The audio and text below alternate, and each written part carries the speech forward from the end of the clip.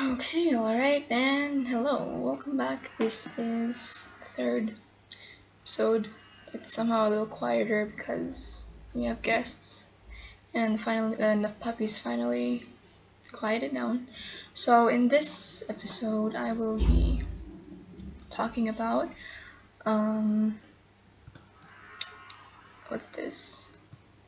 Something that that I'm currently learning in my Old Testament survey pace. It's basically things about the Old Testament and what I remember from the pace is now I am in the book of Joshua, and yeah, I'll just be trying my best to basically summarize like the first and second chapters of this book this book in the Bible. Right, so we start out with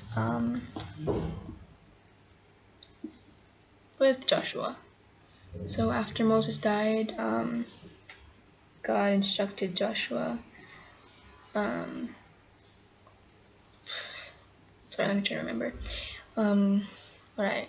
God instructed Joshua to divide the land among the Israelites and to remain courageous and strong, since Moses isn't there anymore and since he's been leading for a long time, even though with a lot of those murmurings.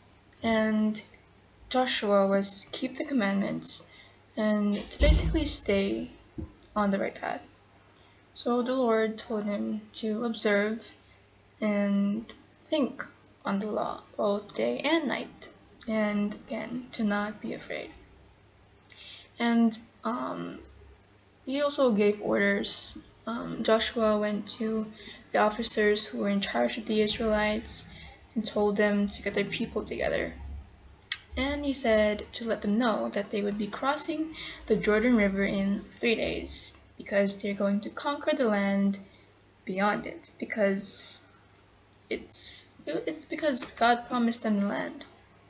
And Joshua gives further instructions by telling some of the tribes that God gave them that land they were about to cross into. But before that, he said they were supposed to take up arms and leave their families and livestock behind for some reason. And those men would be the advanced guard into the land over the river, since they were instructed to conquer it so that the other Israelites could possess it. So the advanced guards, or the people in, who were in front, who went ahead, were in charge of helping other Israelites until they were allowed to rest. And after that, after doing all that was told to do, all that they were told to do, they were allowed to return to their own land. Then, then, then the men, of course, they agreed to obey Joshua, just like they did, or just like how obeyed Moses. If that makes sense. And they actually told him, they let him know, they let Joshua know that they would go wherever he sent them. They also promised to execute any man who did not obey Joshua's orders to take up arms. So yeah, they also encouraged him to stay strong. I think that was the first chapter. And I think in the second chapter, if I remember clearly, it actually relates to the spies and the city of Jericho, and also this woman named Rahab who helped two spies which Joshua sent to Jericho.